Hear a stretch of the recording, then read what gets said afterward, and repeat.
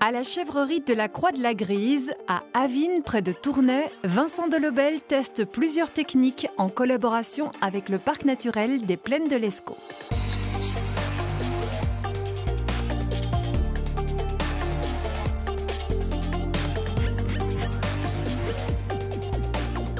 Alors Vincent, vous faites quoi là?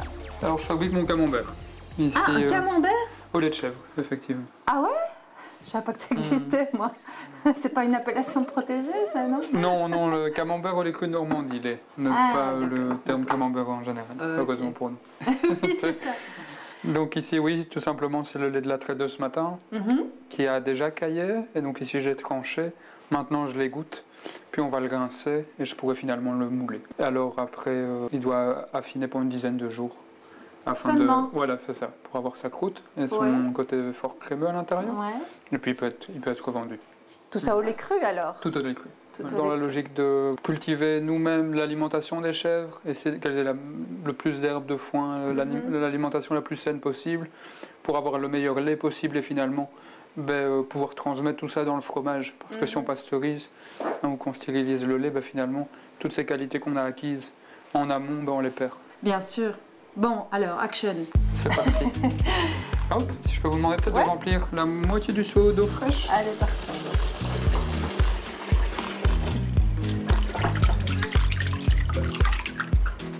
Voilà. Bon, et sinon, ça n'a pas toujours été des chèvres ici, hein? Non, donc les parents avaient commencé la ferme en 82. Ouais. D'abord avec un élevage de bovins laitiers, intensif finalement. Ils ont vraiment suivi la trajectoire de cette époque-là, en visant la performance, pas spécialement l'agrandissement. La taille de la ferme reste autour de 23 hectares, ça n'a pas changé. D'accord. Mais voilà, après une quinzaine d'années de pratique de l'agriculture dite conventionnelle, il y a certains symptômes qui sont apparus au niveau du sol, au niveau de la résistance, donc la compaction du sol, l'érosion, avec la monoculture de maïs. Voilà. La résistance de certaines mauvaises herbes aux herbicides et finalement on multipliait les traitements contre les mauvaises herbes. On se demandait toujours un petit peu à terme où on allait. Une fragilité toujours accrue de la santé des animaux. Au plus elles étaient performantes en termes laitiers, au plus elles étaient fragiles. Donc les coûts vétérinaires augmentaient également. Ça, Et finalement c'est quand ça a touché la santé humaine où le déclic et le lien entre ces différentes santé finalement, qu'on s'est dit assez rapidement, les parents ont choisi de passer à l'agriculture biologique en 1997, donc un peu plus de 20 ans maintenant. Ce qu'il y a, c'est qu'on n'était pas assez nombreux comme producteurs bio, et donc le ramassage du lait séparé était toujours faillible, et donc la laiterie s'est faite racheter par un plus gros groupe qui a décidé de mettre à terme à cela. Et donc au début des années 2000, on a dû choisir soit de retourner en conventionnel et s'agrandir pour attirer les laiteries, ou bien faire autre chose. Et on a décidé de faire autre chose, et donc de vendre le troupeau de vaches laitières et d'installer ici un troupeau de chèvres laitières également. Dans un premier temps, on ne transformait pas notre lait, on le livrait pour l'industrie en bio, mais le prix n'était pas élevé, il fallait toujours plus de volume. On devait acheter des aliments à l'extérieur, la surface de la ferme ne nous permettait pas d'alimenter tout le troupeau. Et voilà, on a toujours un petit peu le sentiment de retomber dans les mêmes travers du système précédent. Et donc en début 2006, là c'est le dernier gros virage finalement dans cette succession de conversion de cette ferme. On a réduit la taille du troupeau pour être tout à fait autonome en termes d'alimentation, et on a commencé à transformer notre lait nous-mêmes, reprendre en main la valorisation et la commercialisation de notre lait. Bien, ok, super. Bon, on va découvrir toute votre ferme, mais aussi les différents projets en fait que vous menez ici, notamment en collaboration avec le parc naturel des Plaines de l'Escaut. Un parc naturel qui travaille en ce moment sur un projet avec deux autres parcs naturels, un projet qui s'appelle Génération Terre. On l'oublie peut-être un peu vite, mais la Wallonie n'est pas qu'une terre bordée d'industrie. Au contraire, elle possède encore de nombreux paysages remarquables, abritant une faune et une flore diversifiées qu'il faut préserver. Pour ce faire, la région wallonne se dote en 1985 d'un outil, les parcs naturels. Il en existe aujourd'hui 11, à ne pas confondre avec une réserve naturelle. Un parc naturel est un lieu de vie où il y a de la vie humaine, où il y a des activités économiques et rurales, tandis qu'une réserve naturelle, la vie humaine n'y est pas présente, sauf pour les entretiens minimum. Cette activité est souvent liée à l'agriculture. La superficie cultivée par les agriculteurs variera selon les régions, allant de 50 à 80%, comme ici en province de Liège, au parc naturel de la Burdinale-Mehaigne, où sur 11 000 hectares, 8 000 sont destinés aux cultures. Mais comment protéger une biodiversité quand on sait que les agriculteurs peuvent utiliser des pesticides? C'est tout l'enjeu du projet Génération Terre qui entend les réduire au sein des exploitations, tout en leur garantissant une rentabilité. Une centaine d'agriculteurs étaient présents pour écouter le projet. Alors parmi ceux-là, une petite dizaine est rentrée dans le projet donc de manière volontaire pour mettre des essais en place et aussi faire des échanges administratifs. Donc ils m'ont donné leurs itinéraires techniques où ils notent tous les mouvements qu'ils font sur les terres. Donc dès qu'ils passent avec le pulvérisateur, qu'ils sèment, qu'ils travaillent le sol, ils doivent le noter.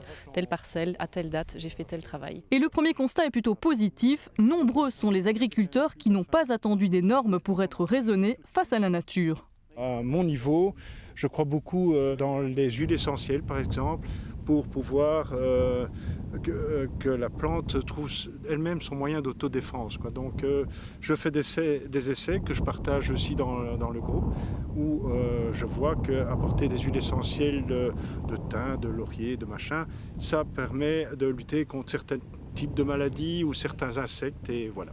Et c'est bien là toute la plus-value de Génération Terre, pouvoir se parler quand on sait les agriculteurs souvent isolés.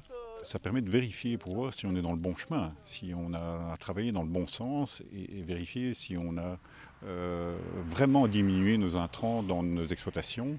Et également, c'est un échange avec d'autres agriculteurs, un appui technique de scientifiques qui permettent d'aller encore plus loin. Parce qu'on a peut-être déjà fait une partie du chemin, mais il y a peut-être encore beaucoup mieux à faire. Notamment en termes d'image, où le secteur agricole est souvent mis au pilori dès qu'il y a un problème, qu'il soit sanitaire ou autre. Les gens ne savent pas les efforts qu'on fait déjà. On n'a pas un bon organe de presse point de vue syndical, voilà, c'est ce que je pense. On n'est pas assez défendu et on ne contredit pas assez souvent les fake news. On fait des traités avec le Mercosur, par exemple, et on laisse venir de la viande qui n'est pas contrôlée comme la nôtre et qui est parfois traitée aux hormones parce que là-bas c'est légal, quoi.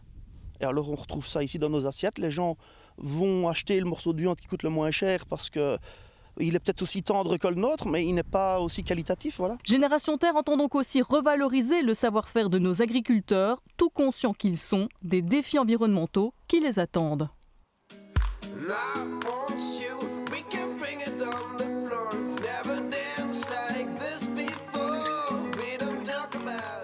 Bon, alors ici, les biquettes sont là. Il y en a combien? J'entrais 75 ici.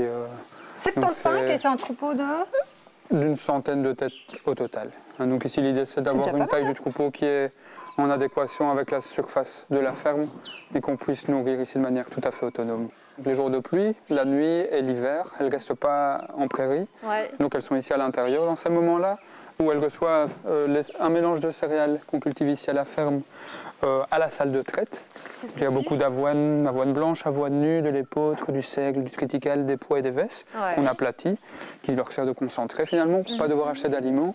Et à côté de ça, elles ont à volonté du foin qu'on cultive ici aussi, qu'on récolte dans nos prairies. Je vois, il y a énormément de foin ici, c'est vraiment... En fait, ça c'est quoi, un séchoir à grains, à foin? L'idée en fait, c'est d'avoir le foin le plus riche possible. Ouais. Dans le pire des cas, quand il fait très humide, on fait du préfadé, donc sous plastique. Oui. Idéalement, pour les chèvres et pour la fabrication du fromage, on fait un maximum de foin donc en sec.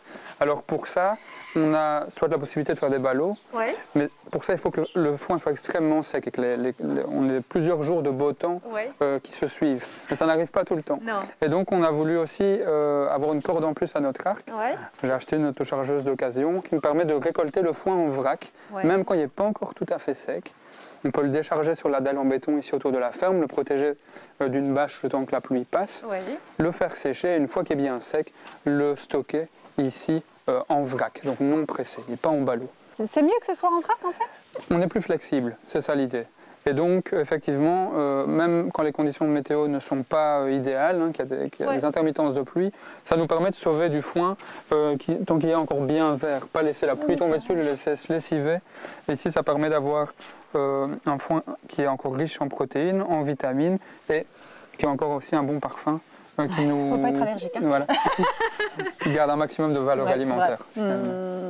Alors là, donc, vous avez testé un système pour éviter les frais d'un séchoir qui coûte très cher en fait. L'idéal effectivement c'est d'investir dans un séchoir, mais c'est d'un point de vue du capital et de l'espace quelque chose d'assez conséquent que je n'étais pas prêt à faire. Et donc on a plutôt bricolé, je vais dire, quelque chose où voilà, en carottant la dalle de béton existante, on peut ici placer des poutres métalliques et des planches en bois. Donc c'est un système pour contenir le foin et qui est tout à fait amovible. Donc il reste aéré quand même tout autour. Donc c'est stocker le foin en vrac dans un environnement qui est aéré. Donc une fois qu'une partie du foin est consommée, on regagne l'espace pour ranger du matériel ou bien pour une autre destination. Et donc ça, vous le testez dans le cadre d'un projet qui s'appelle Éco-Rurable, hein, un projet Interreg avec le parc naturel des Plaines de l'Escaut. On va en reparler encore juste après. Et je vous propose maintenant de voir un reportage tout près de chez vous.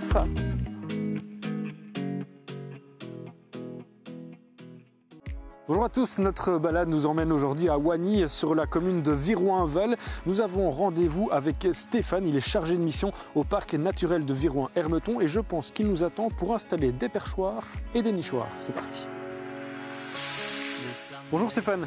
Bonjour Sébastien. Alors on le disait, vous êtes chargé de mission au parc Virouin-Hermeton et vous décidez de lancer des opérations entre les agriculteurs et le parc naturel. Oui, tout à fait. Ici il s'agit d'une action qui vise à poser des perchoirs pour les rapaces nocturnes et diurnes de manière à lutter de manière intégrée contre la prolifération des micro-mammifères.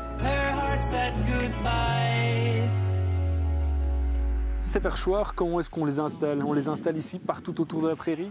On privilégie les endroits où il n'y a pas de perchoir naturel. Donc dans les endroits qui sont dépourvus d'arbres et de haies, on place ces nichoirs de manière à ce qu'ils soient utilisés comme les piquets de clôture. Mais de par leur position plus haute, les rapaces ont une vue sur leur territoire de chasse plus importante et peuvent être ainsi plus efficaces et lutter plus facilement contre ces petits rongeurs qui provoquent des dégâts dans les cultures.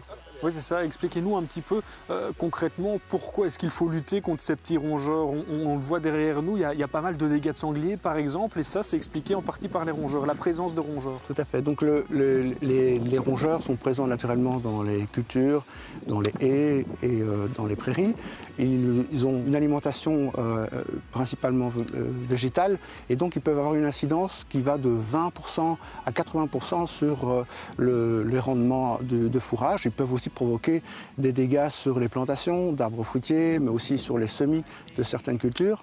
Et donc on constate que certaines années, leur population augmente selon des cycles qui sont variables. Et, une manière de lutter naturellement contre ces pullulations de petits rongeurs, c'est de favoriser la prédation naturelle par, entre autres, les rapaces nocturnes et les rapaces diurnes.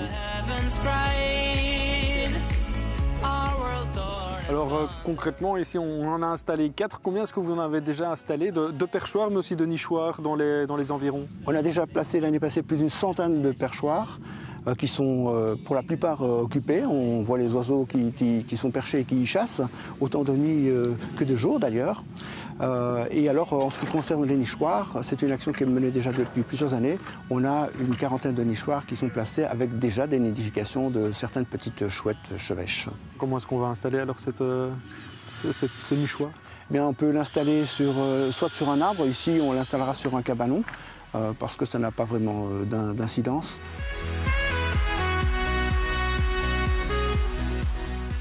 Bonjour Eric. Bonjour. Alors vous êtes l'agriculteur qui bénéficie de toutes ces installations justement perchoirs, nichoirs opérés par le parc naturel de Virouin-Hermeton. Expliquez-nous un petit peu dans quelle démarche est-ce que vous étiez, comment ça s'est passé?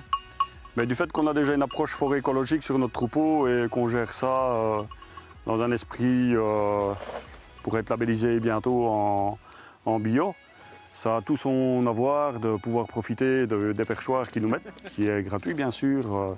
Nous avons qu'à juste acheter un petit coup d'œil de temps en temps, c'est tout, et à laisser l'accès facile aux terres pour qu'ils puissent venir contrôler. Mais ceci a tout un apport du fait qu'on a beaucoup de dégâts de sangliers dans la région. Donc si on pourrait avoir un cheptel un peu plus important au niveau des rapaces, eux pourraient profiter de la nourriture qu'on leur fournit, vu les mulots et tout ça, et ça pourrait peut-être diminuer un petit peu les dégâts de sangliers qui sont occasionnés l'un par l'autre.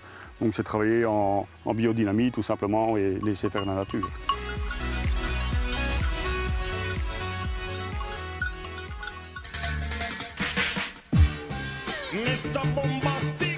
Bon, je viens pas près de vous là. Non. Ça, c'est le bokashi.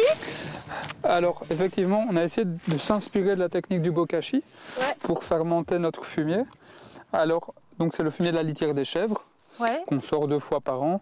Et l'idée ici, c'était de pouvoir le pré-digérer, un peu comme quand on le composte, mais tout en gardant un maximum de valeur fertilisante dans la matière.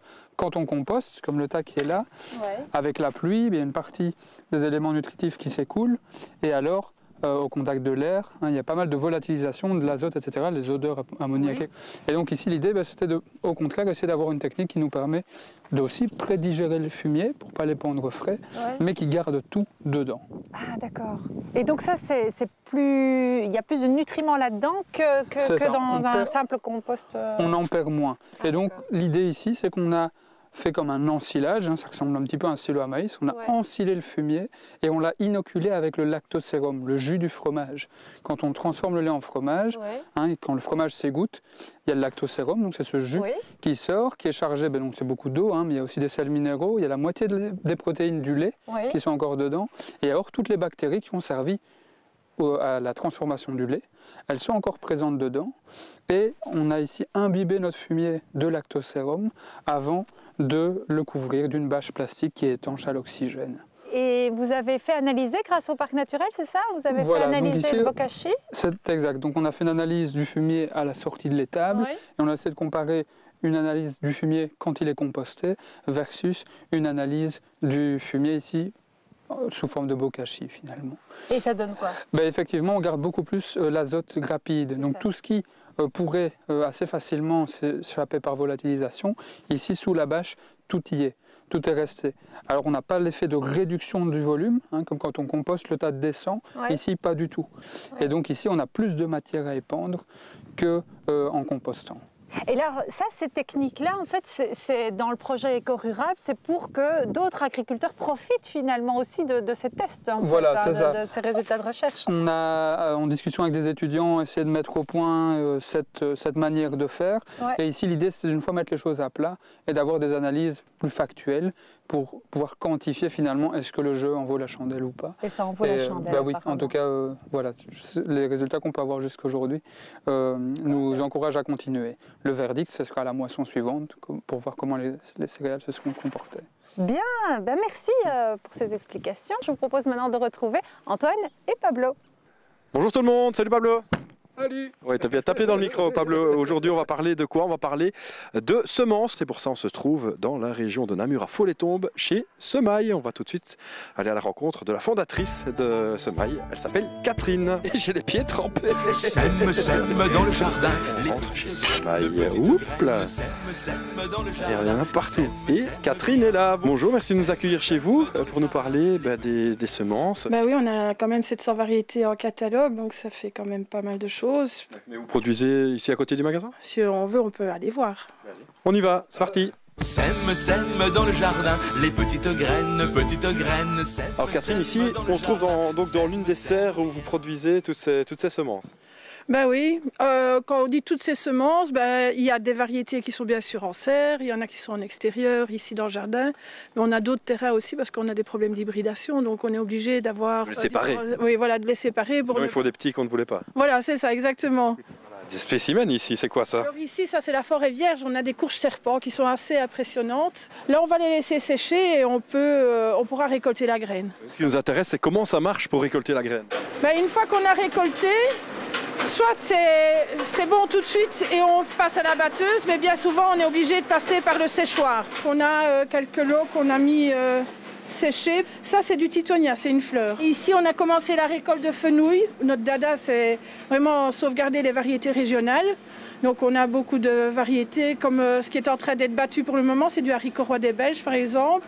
Donc Pascal est en train de battre du haricot. Et là d'un côté, on va avoir la graine qui tombe, avec encore des crasses. Et la plante, le reste de la plante va tomber dans la poubelle là. Et là, il va y avoir un premier travail de tamis. On va encore affiner le nettoyage avant que ça passe dans une colonne à air, comme on appelle ça, où là, on va terminer le travail de finition du nettoyage. On y va? Allez, c'est parti. Nous voilà dans l'atelier, Catherine. Voilà, donc là, c'est de la carotte. Donc au préalable, elle est passée également à la batteuse. Et donc la graine sort comme ceci. Et là, on est obligé de la passer au tamis pour essayer déjà d'enlever le plus gros des pailles, parce qu'on voit qu'il y en a beaucoup. On a différents tamis que vous voyez là. Alors ici, c'est la fameuse machine qui va nettoyer. Oh, ça tombe déjà. Ah oui, ça c'est pas les bonnes. Les bonnes, elles sont tout en dessous, c'est ça? Et alors les bonnes, on en a sur la Oh, tu me fais des choses dans l'oreille. Pipeau. Oh, c'est la danse des graines, le ballet. Oui, le ballet. Bon, on va poursuivre notre petite balade dans l'atelier avec Catherine, hein, ici chez Semail. Il y a des gens partout. Pascal, il est partout. Et là, c'est à la main, là, c'est autre chose. Donc, il faut enlever la chair pour pouvoir sortir les graines qu'on va mettre sécher après dans un petit séchoir. Et une fois qu'on a encodé toutes nos productions, on les fait rentrer dans le logiciel, on appelle ça du vrac, et toutes ces quantités vont être mises en sachet. C'est bien, merci beaucoup pour cette rencontre assez intéressante au pays de la semence. Merci Pablo, à bientôt. Sème bien. Ça, c'est l'avoine. C'est de l'avoine qui est non aplatie. Voilà ça. Et alors ça, c'est l'avoine blanche, l'avoine classique. Et l'avoine nue, j'en mets aussi un peu dans le mélange des biquettes. Alors, qu'est-ce qu'on a devant nous là? On a différentes céréales. Ici, c'est le mélange de céréales qu'on cultive pour les chèvres, dans lequel il y a beaucoup d'avoine blanche, qui est vêtue, qui a une écorce. C'est le même mélange ici qui est aplati, pour qu'elle le digère mieux, comme du flocon d'avoine. Ouais. Et donc l'idée ici, ce serait de, sur la ferme, également cultiver une autre avoine qui est beaucoup moins courante, c'est l'avoine nue, vous voyez, qui n'a pas d'écorce, dont le grain est nu, comme le grain du blé ou du seigle, et qui pourrait être aussi floconné, aplati, pour la consommation humaine, cette fois. D'accord. Donc là, c'est déjà une récolte de cette année, ça? Voilà, on a essayé d'abord en micro-parcelles, et chaque année, on étend un petit peu la surface pour apprendre à la cultiver et aussi à la récolter. C'est pas toujours évident de trouver les bons paramètres du battage. Et les étapes suivantes ici, c'est apprendre à la conserver et à l'utiliser. Donc on a le partenariat avec le parc naturel pour tester sa conservation. Parce qu'en fait, c'est une avoine qui est beaucoup plus savoureuse, beaucoup plus riche en huile et donc en goût, mais ça veut aussi dire qu'elle a tendance à rancir. Et donc c'est là qu'il faut aussi tester sa conservation. Les utilisations, par contre, elles sont vraiment diverses. On travaille avec un restaurant qui peut l'utiliser également en grain entier ou en flocons. Aplati. Effectivement. Bien, c'est chouette tous ces projets-là que vous menez. Je pense qu'en plus, il y en a encore plein d'autres. C'est vrai, Ouais. Vous n'arrêtez pas, quoi. Non, c'est dommage. On parlera juste après de la ferme pédagogique, parce que vous faites ça aussi. Mais maintenant, je vous propose d'aller en cuisine voir une nouvelle recette avec Ludovic.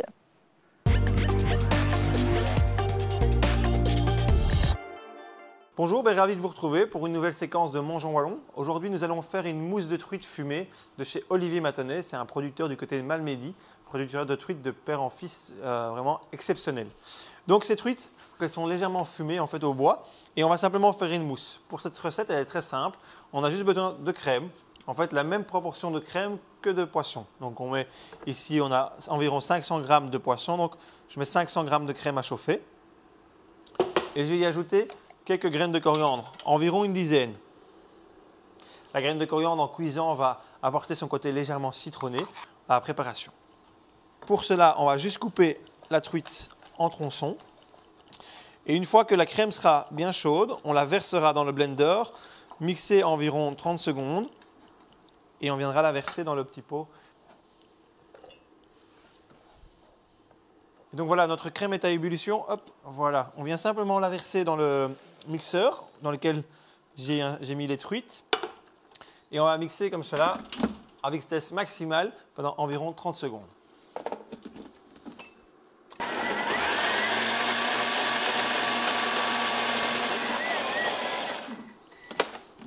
Et voilà, donc la mousse de truite est terminée. Maintenant, elle est encore un petit peu liquide parce qu'elle est bien chaude. On n'a pas mis d'assaisonnement, pas de sel, pas de poivre, rien, puisque la truite fumée était même déjà légèrement salée et saumurée à la préparation. On va reprendre un chinois pour enlever les éventuelles règles qui peuvent rester. Je reprends l'ancienne casserole, comme ça fait moins de vaisselle. Et alors, le petit truc, c'est avec le dos d'une louche, venir fouler. Ce qu'on appelle fouler, c'est ceci. C'est simplement passer la louche sur le fond du tamis pour faire couler le liquide afin de pouvoir récupérer le maximum de produit et bien sûr garder les arêtes dans le tamis sur le dessus. Alors on a vraiment une chouette odeur de truite fumée avec les arômes de la graine de coriandre qui apporte ce côté légèrement citronné. C'est vraiment très chouette. Nous on le propose de le servir dans des petits bocaux comme ceci avec un petit crackers de graines de chanvre. L'idéal, c'est quand même de le laisser tempérer au frigo environ 4 heures afin qu'il puisse obtenir une texture légèrement plus ferme. Et puis tout simplement, on prend un petit crackers et on grignote comme ça. Voilà, au plaisir de vous retrouver dans une nouvelle séquence de Mangeons Wallons. Au revoir. Ah, tu sortiras, biquette, biquette. Ah, tu sortiras de ce chou-là. Ah, tu sortiras, biquette, biquette. Ah, tu sortiras de ce chou-là. Alors, fromager, agriculteur et aussi vous accueillez des enfants ou des groupes en fait. Hein, oui, c'est ça, un peu toutes sortes de groupes pour des activités éducatives ici. Ça va de la pré-maternelle à l'UNIF. Il y a toutes sortes de publics qui viennent ici, les enfants de l'enseignement spécialisé également, qui viennent pour une journée ou une demi-journée ici à la ferme, apprendre toutes sortes de choses en fonction de leur niveau. C'est ça, donc vous leur montrez un peu tout ce que vous faites finalement. Voilà, tout simplement. Ils participent également aux travaux de la ferme, donc que ce soit le soin aux animaux, l'alimentation, la traite, mais également la fabrication du fromage, par exemple. Et alors avec les plus grands, on explique aussi l'agriculture biologique et toutes les techniques qu'on essaie d'expérimenter ici à la ferme. Oui, c'est ça, c'est super. Mais alors, c'est pas toute l'année, si j'ai bien compris. Hein. Voilà, on fait ça de manière saisonnière, donc en printemps et en été. Au moment où il y a aussi la naissance des chevreaux et les petits qui sont là. Ça s'y prête plutôt bien. Et puis voilà, c'est la saison où c'est le plus facile d'être à l'extérieur également. Et ça nous permet, nous aussi, de ne pas avoir une charge de travail qui soit constante sur toute l'année. Ça nous permet Parce que vous êtes tout seul ici sur la ferme avec papa et maman. Mes deux parents m'aident encore bien et on engage occasionnellement aussi du personnel pour soulager. Mais c'est vrai que c'est assez conséquent et mais finalement c'est assez varié, c'est ça qui est intéressant. Oui, parce que vous n'avez pas de magasin ici à la ferme, mais par contre vous faites les marchés, c'est ça? Je fais un marché tous les samedis matins à Tournai, en face de la gare, sur la place Combé. Je fais un marché hebdomadaire. Eh ben voilà, on sait où vous retrouver alors. Sûr. Merci Vincent, vraiment, avec plaisir. pour votre accueil et toutes ces explications super intéressantes. Vraiment. Merci. Eh bien, quant à nous, on se retrouve le mois prochain. À très bientôt. Excellent. Les yeux dans les yeux, là. À l'agenda, le festival alimentaire jusqu'au 24 octobre. La sélection de films permet de partir à la rencontre d'agriculteurs partout dans le monde. La semaine du steak frites salade se déroule jusqu'au 17 octobre en Wallonie, une initiative pour promouvoir la viande bovine wallonne. C'est bon, c'est wallon revient les 26 et 27 octobre au Louvre Expo à La Louvière. À très bientôt.